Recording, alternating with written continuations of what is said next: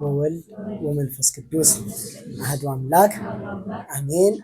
የተከበሩ አባታችን የተከበራችሁ ክርስቲያኖች በልዑል እግዚአብሔር ስም እንደምን አደራችሁ? አሜን። እዚህ ያደረሰን ፈጣሪ አምላካችን እግዚአብሔር ስሙ የተመሰገነ ይሁን። ከባለ ጰራቅሊጦስ አምላካችን እግዚአብሔር ረድኤት በረከት ይክፈለን። ባለፈው ሳምንት ክርስትናና ማህበራዊ ሕይወት በሚል ለወንጌል ለትምህርታችን መነሻ ያደረግነው ከክፉ እንድትጠብቃቸው እንጂ ከዓለም እንድታወጣቸው አልለምንህም። በዓለም መኖርን በዓለም እንድንኖር ፈጣሪያችን ፈቅዷል። ከዓለም እንድታወጣቸው አልለምንህም አለ። ደግሞ መጽሐፍ ቅዱስ ዓለምን መውደድ ከእግዚአብሔር ጋር ጥል ነው ይላል። እነዚህ ነገሮች ምንድን ናቸው? ለምን በዚህ ድብልቅልቋ በወጣ ዓለም አምላካችን ያኖረናል ስንል የመለስናቸው መልሶች ነበሩ አይደለ? ያው ከዓለም እንድታወጣቸው ሳይሆን በዓለም ሳሉ ከክፉ እንድትጠብቃቸው ነው ያለ። ስለዚህ ይቺ ዓለም የኃጢአት የምን በሚል መረዳት የለብን። እችን ዓለም በአግባብ ከኖርንባት ለላይኛው ቤታችን ጥሩ ስንቅ ምንልባት ነው፣ ምን ቋጥርባት ምን ይይዝባት ነው። ሰባ ዓለም አለ ደግሞ መናኝ አለ። እኛ ደግሞ ሰባ ዓለም ስንሆን ከማህበረሰቡ ጋር አግብተን ወልደን ተዋልደን ከተለያየ አይነት እምነት ካለው ከተለያየ አመለካከት ካለው ሰው ጋር እንድንኖር የእግዚአብሔር ፈቃዱ ነው። በክፋት ስራቸው ግን ተባባሪ እንድንሆን ምን አይደለም ፈቃዱ አይደለም።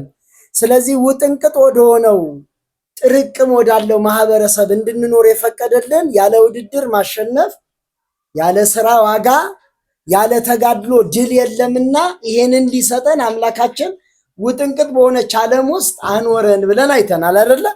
ከዛ በዚህ ውስጥ ኖረው ራሳቸውን ጠቅመው ሌላ ማህበረሰብንም እንዴት የጠቀሙ ከኃጢአተኛ መሃል እየኖሩ ከኃጢአታቸው ያልተባበሩ ኖህና ሎጥን አንስተን ነበር ለማስታወስ ያክል። ከዚህ ከመጣን ዛሬ ደግሞ ለምንድነው አምላካችን በማያምኑ ሰዎች መካከል እንድንቀመጥ ኑሯችንን በሚያምኑና በማያምኑ፣ ሁለተኛ ደግሞ የሚያምን ሆኖ ለሃይማኖቱ ከማይገዛ ከማይታዘዝ ጉራማይሌ ከሆነ ማህበረሰብ ውስጥ ለምን ያስቀምጠናል ስንል ማህበራዊ ሕይወት እንደዚህ ባለ መካከል የሚኖር ለምን ይሄን ያስቀምጠናል ስንል የክርስቲያኖች በጎ ሕይወት፣ የክርስቲያኖች መንፈሳዊ ሕይወት፣ የክርስቲያኖች ማህበራዊ ሕይወታቸው በስንኩል አኗኗር ለሚኖረው ሰው ብርሃን እንዲሆኑ ነው እዛ ጋር ያስቀመጣቸው።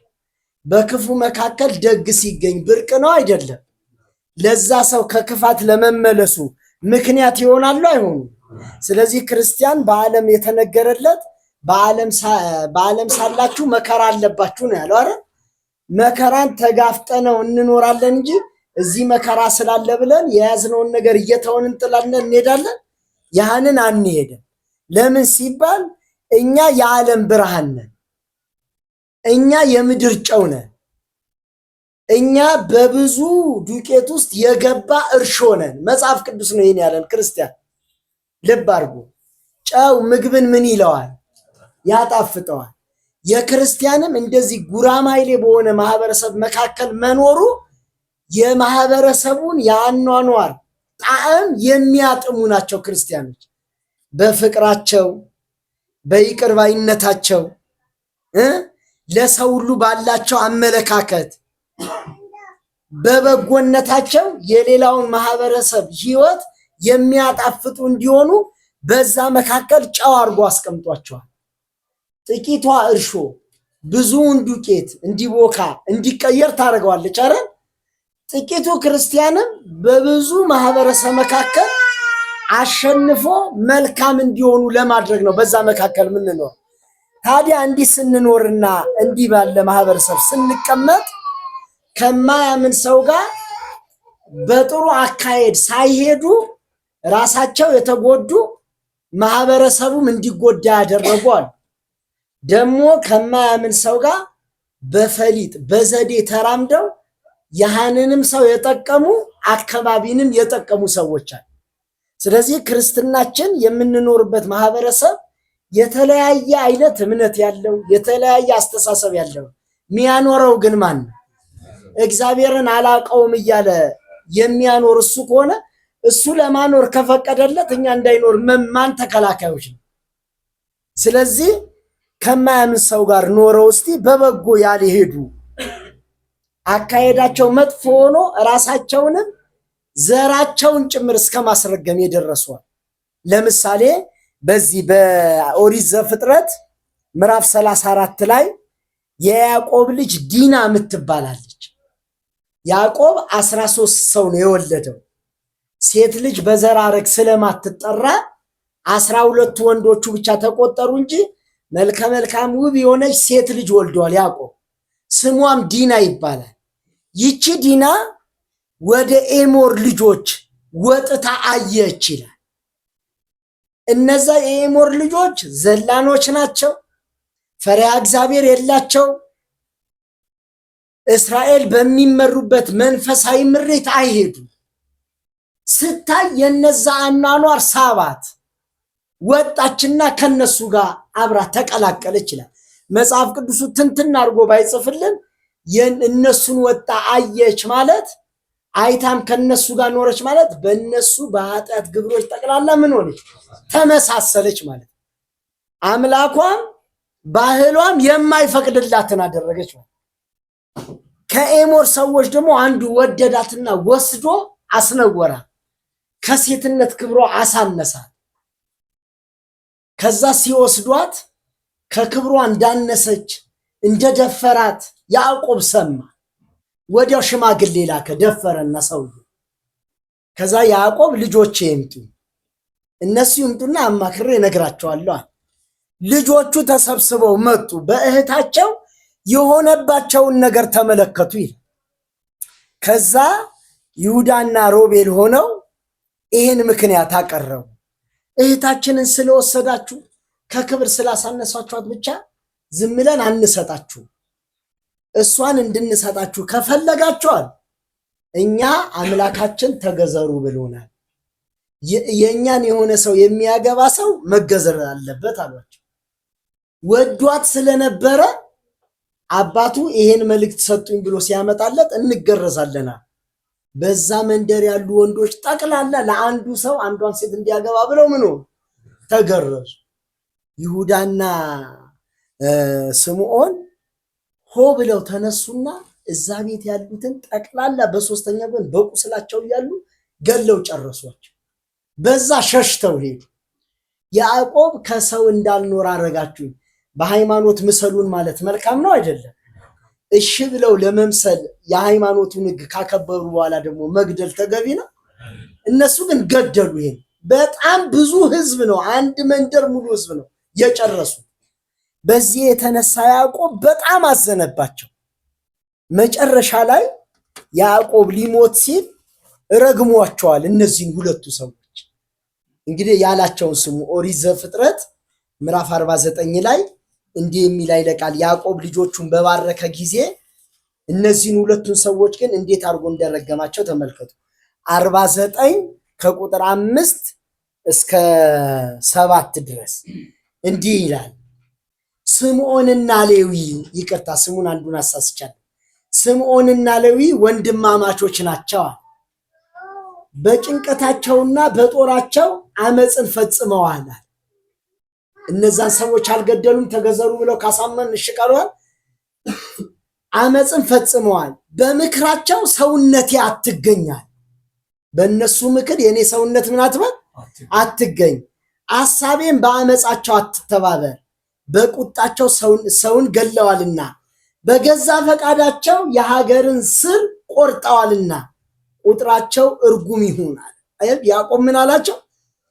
አሁን ዲና ከማይገባ ሰው ሄዳ ገጥማ ፈሊጥ ሳጣቅ በእምነት ከማይመስሏት ጋር ቀርባ የራሷን ክብር አሳነሰች አይደል? ወንድሞቿ ደግሞ ተቆጥተው ምን እንዲያጠፉ አንድ ማህበረሰብ ያለውን ሙሉ እስኪያጠፉ ያዕቆብ ደግሞ እንዲረግማቸው ስሜ ከነሱ ህብረት አይሁን በእነሱ አልጠራ እስኪል ድረስ ያደረሳቸው በማህበራዊ ኑሯችን ምን ገጥመውን አብረን የምንኖረውን ሰው በፈሊጥ አለመኖር ይሄን ውድቀት አምጥቷል። እኛም በክርስትና ስንኖር ክርስቲያኖች ሆነን አገር ለቀን እዚህ ከተማ ስንኖር መቼም እንደ አገር ቤት ባህል አይደለም እዚህ ያለው የሚኖረው አይደለም። የአገር ቤት ባህል አንድ ማህበረሰብ ሽማግሌ ፈርቶ ህዝብ አክብሮ የሚኖር ነው። ይሄ ግን ጉራማይሌ ነው አይደለም እና አይደለም። ስለዚህ እዚህ ደግሞ ሲኖር እጅግ ፈሊጥ ማወቅ አለበት የለበትም? በስራ በተለያየ ምክንያት ከተለያየ ሰዎች ጋር ልንጠመድ ልንገናኝ እንችላለን አንችልም? እንዲህ ስንችል አካሄዳችንን ካላሳመርን ማህበራዊ ህይወታችን ይናጋል፣ ሃይማኖታችንም ይጠፋል። ይታያችሁ አይ ምንም ችግር የለም እኔ እኮ ከእንትናቸው አልታ እንትናቸው ደስ ስለሚለኝ ነው ብሎ ወደዛ ዝም ብሎ ከማይመስሉት ሃይማኖታችን ከማይፈቅደው ነገር ጋር እኔ አላመንኩም ዝም ብዬ ልሳተፍ እያሉ መሄድ የራስን በጎነት ትቶ የሌላን መሸከም ቀስ ብሎ ደግሞ መሸርሸርን ይገጥማል። ለዚህ ነው ቅዱስ ጳውሎስ በማይመች አካሄድ ከማያምን ሰው ጋር ምን አትበሉ አትጠመዱ አለ። ሁለተኛ ቆሮንቶስ ምን ማለት ነው? በማይመች አካሄድ ልብ አድርጉ። አዳምን ብቻውን ሲሆን ስላሴ ምን አሉ? ሰው ብቻውን ይሆን ዘንድ መልካም አይደለም። የምትመቸው ረዳት ምን እንበልለን የምትመቸው ያዙ። ይሄን አዳም ብቻውን ስለሆነ የምትመቸው ረዳት እንፍጠር ስላሴ። ቅዱስ ጳውሎስ መጣና ደግሞ ሁለተኛ ቆሮንቶስ ምዕራፍ 6 ላይ እንደዚህ ያለ ከማያምን ሰው ጋር ከቁጥር 14 ላይ በማይመች አካሄድ አትጠመዱ። ታቦት ከጣዖት ጋር ምን ህብረት አለው? የሚያምን ከማያምን ጋር ምን ክፍል አለ? አንልባሉ። ቅዱስ ጳውሎስ በማይመች አለ አይደለ? ስላሴ ደግሞ በሚመች አለ። ይሄ ማለት ምን ማለት ነው? አሁን እስላምና ክርስቲያን በስራ አንድ ላይ ይስሩ ማለት ነው? ክርስቲያን ኦርቶዶክስና ጴንጤ በስራ አንድ ላይ ይስሩ ማለት ነው? ምንን ነው የሚያመለክተው? በማይመችና በሚመች ጋብቻ ነው። አዳም ብቻውን ይሆን ዘንድ መልካም አይደለም። የምትመቸው ረዳት እንፍጠርለት፣ አካሉ የምትሆን ምን እንፍጠርለት? የማትመች ከተባለስ በሃይማኖት ከማይመስል ጋር አጓጉል ፍቅር አጓጉል ቀረቤት አያስፈልጋል? አያስፈልግም። ለምን? ከሃይማኖት ስተን እንዳንወጣ። ሁለተኛ ደግሞ ታቦትና ጣዖት መጋባት ስለማይችል፣ ስለዚህ በፈሊጥ ካልሄድን እንደ ዲና ይሆንብናል። እንደ ዲና ደግሞ የሆነብን ነገር ምን እንዳስከተለ ይታወቃል። አሁን በጉራጌ ባህል አገሩ እስካመነበት ድረስ በአንድ ጎሳ ያለ ሰው መጋባት ይችላል? እምቢ ካለስ ይረገማል። እርግማን ለትውልድ ሩስ ይዞ ይሄዳል ማለት። ይሄ በማይመች አካሄድ ማህበራዊ ኑሮውን በትክክል መልምሎ ያልያዘ ማለት ነው። እንግዲህ የአንድ ባህል እንኳን ተከብሮ እንዲህ ከተደረገ የሃይማኖት ህግ ደግሞ መከበር ይገባዋል አይገባው? ስለዚህ በማህበራዊ ኑሯችን በመግባት በመውጣታችን በስራ ቦታ ቀረቤታችን በጣም የተመጣጠነ መሆን አለበት። ራሳችንን አሳልፈን ለሌላ ተግባር እንዳንጣል ልንጠነቀቅ። ይሄው በዲና ታሪክ አንድ ሊጨምርና ሰዓት ስለሌለ ሌላ ነው። ሁለተኛ ደግሞ ሶሎሞን እግዚአብሔር አስጠነቀቀው፣ ከአህዛብ ሴት እንዳታገባ እንዳትቀርብ አለ።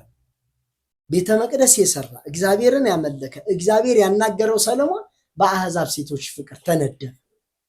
አያቸው አኗኗሩን ማህበራዊ ህይወቱን መመጠን ስላልቻለ ከዛ በእነሱ ፍቅር ጣዖት ቤት ሰራ። ቤተ መቅደስ የሰራ ሰሎሞን ለእግዚአብሔር የሰገደ ለጣዖት ሰገደ። እግዚአብሔር ተቆጣው። አንደኛ ነገሥት ምዕራፍ 11 ከአንድም ሁለቴ ተገልጬ ከነዚህ እንዳትጋባ ያልኩትን ህግ ስለጣሳ በሱ ምክንያት እስራኤልን ለሁለት ቀደድኳታል። ንግስናን ካንተ አንስቼ ለሌላ ሰጠው። እስራኤል በኃጢአት በሰሎሞን ኃጢአት ነው ለሁለት የተከፈለችው፣ በልጁ በሮብዓም ዘመን ሆነ።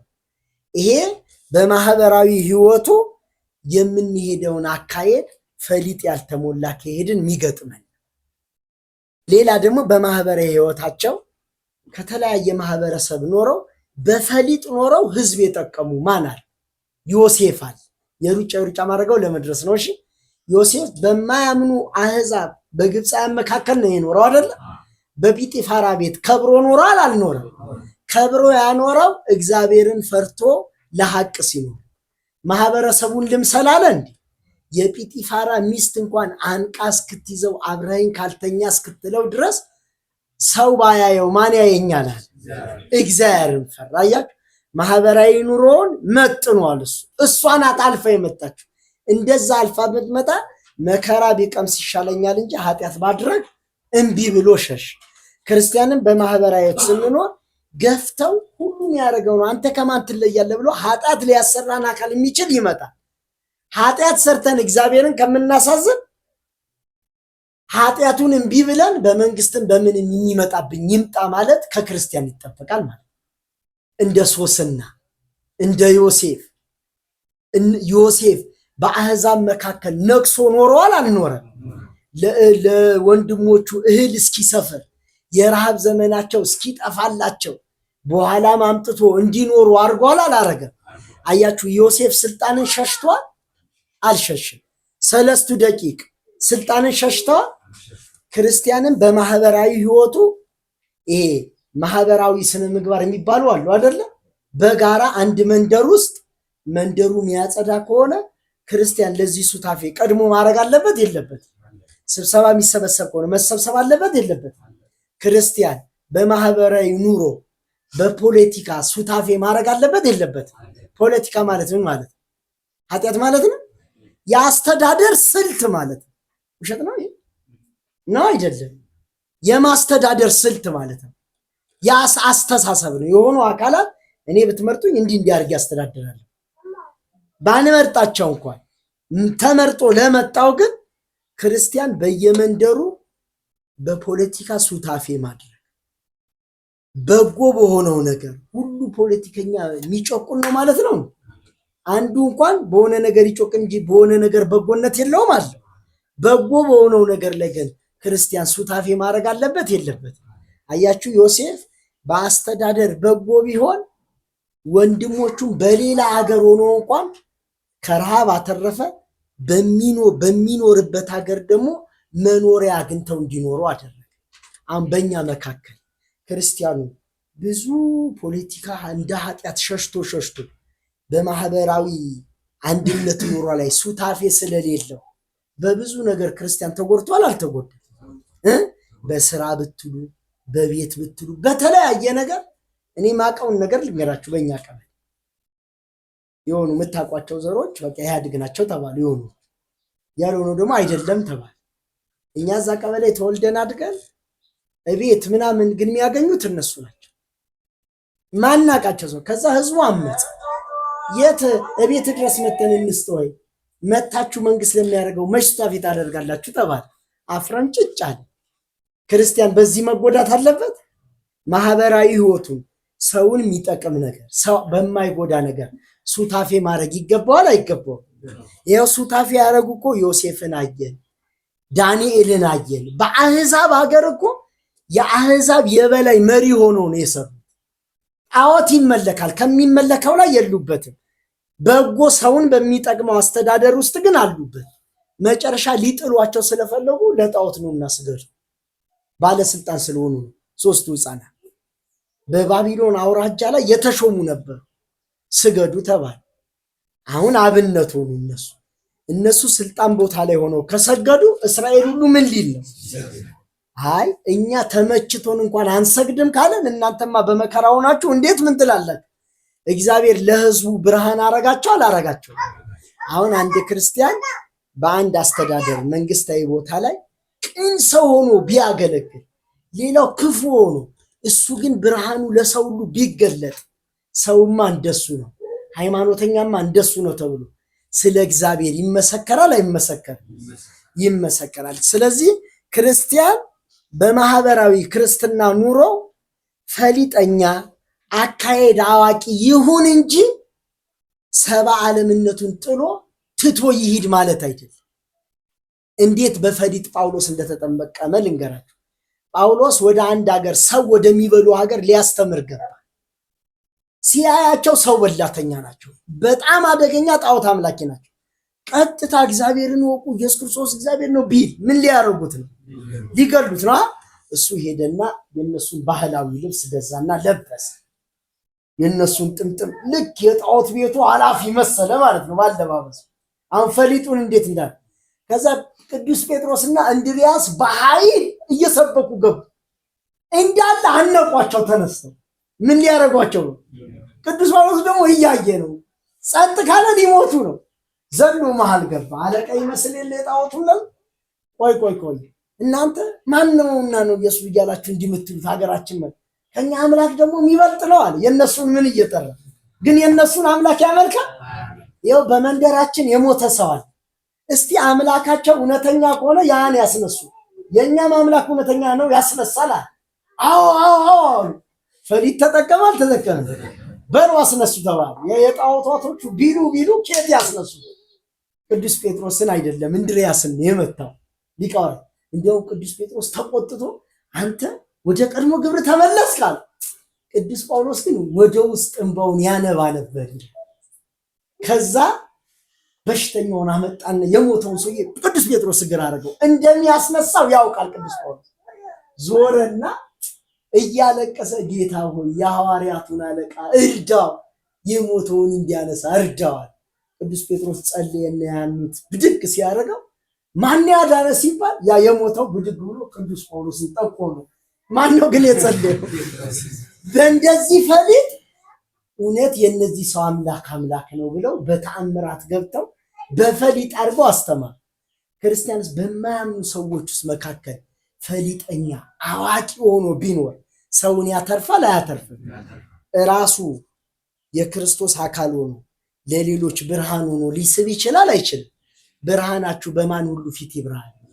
ሰው ማለት ክፉም ደጉም አይደለም ነው አይደለም? እኛ ደጉ ጋር ብቻ ነው ማብራት ያለብን በክፉ መካከሉ። ስለዚህ ክፉ ከዝሙት ሽሹ ይላል፣ መጥፎ ግብር ከሚሰራበት አካባቢ ሽሹ ይላል። ግን መኖሪያችን ከሆነ ምን እናደርገዋለን? ቤታችን ጥለን እንሄዳለን? እዛ ሆነን እኛ በጎ በመሆን መንግስትን በሚወደው በጎ ነገር ሱታፌ በማድረግ ማህበረሰብን በሚጠቅም በማንኛውም ሳይንሳዊም በሉ ፖለቲካዊም ነገር በሉ በዛ ሱታፌ ድርሻችንን በመወጣት ክርስቲያን ኃላፊነቱን መወጣት አለበት የለበትም? ስለዚህ ማህበራዊ ህይወት ብዙ ጊዜ ከእንደዚህ የተቆራኘ አስተውሉ። በየጤና ጣቢያው ትምህርት ይሰጣል አለ። ወሊድ መቆጣጠሪያ ተብሎ ለሁሉም ይሰበካል። በጣም የሚገርማቸው አንዳንድ ጤና ጣቢያ ሙስሊሞች ይቃወማል።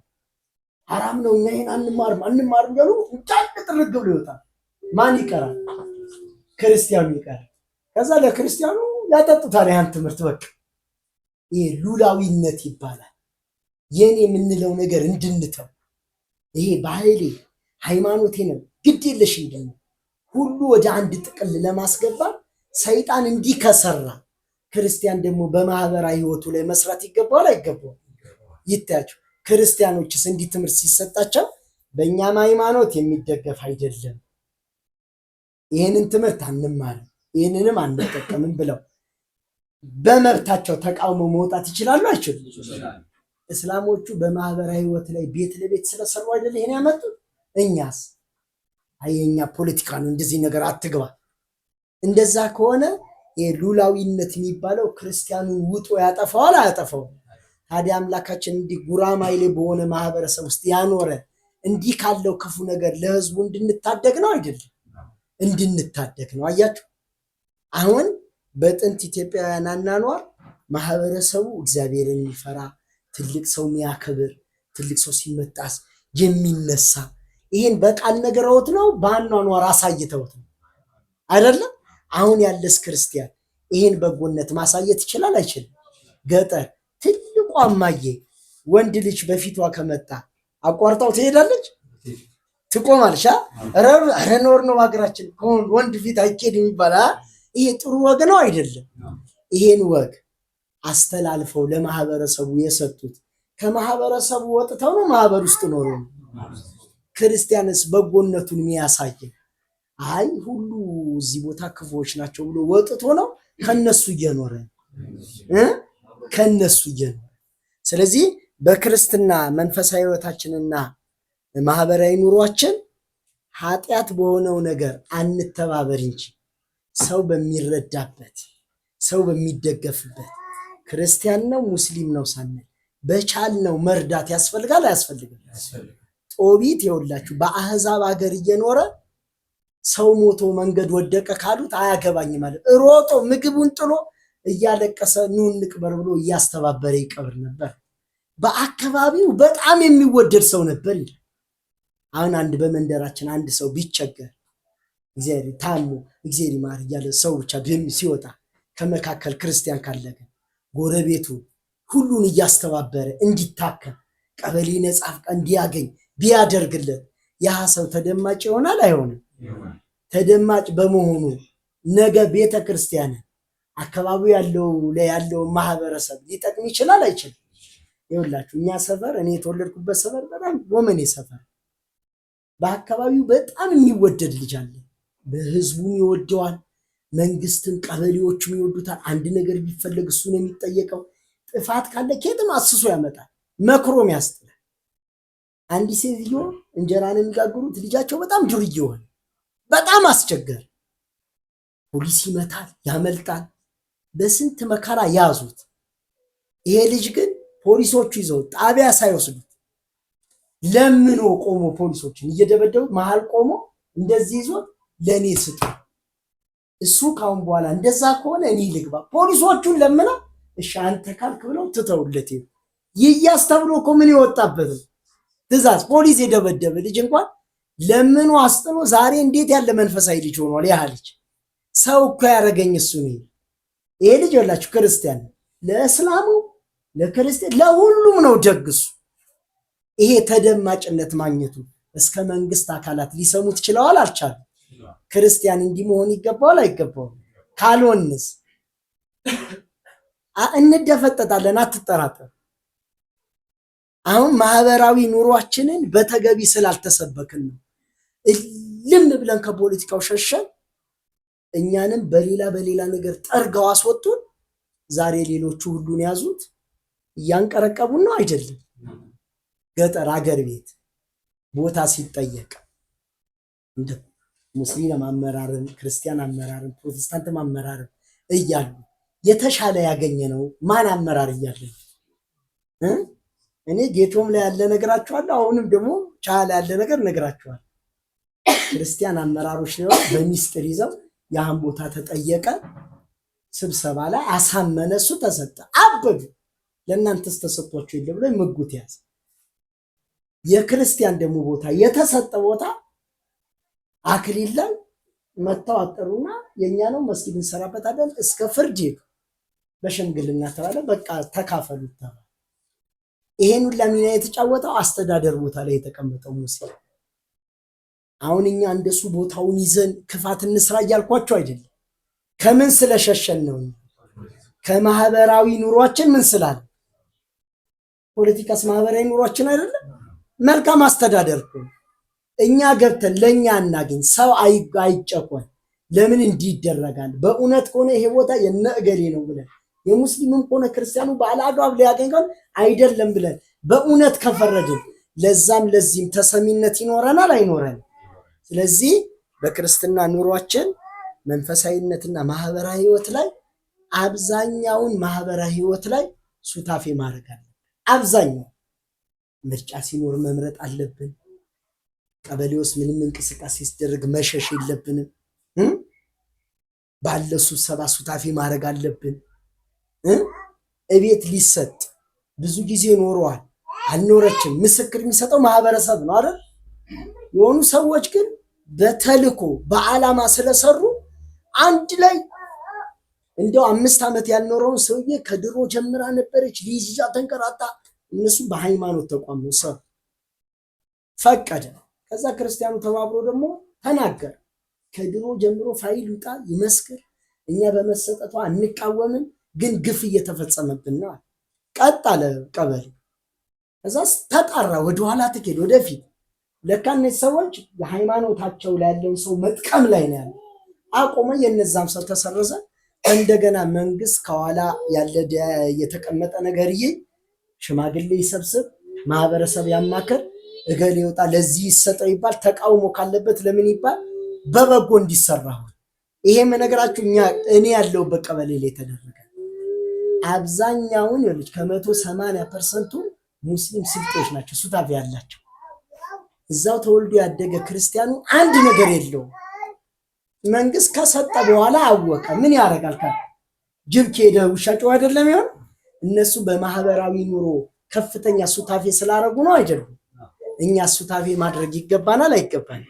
ዛሬ ደግሞ ሃይማኖት ትቶ ፖለቲካ አስተማረ እንዳት ማህበራዊ ህይወት ራሱ ምን ስለሆነ አስተዳደር ስለሆነ ነው። እሺ ሳጠፍላ በቃ እዚች ጋር እንጠቅልለው። በቃ ትምህርቱን ለነበረን የሁለት ክፍለ ጊዜ ትምህርት ያው እንደዚህ አይነት ትምህርቶች እነዚህ ብቻ ናቸው ማለት አይደሉም። እሺ ምን በቀደደው ምን ይገባል? ጎንቸ በቀደደው በቃ ውሻ በቀደደው ጎንቸ ይገባል ነው ያረ።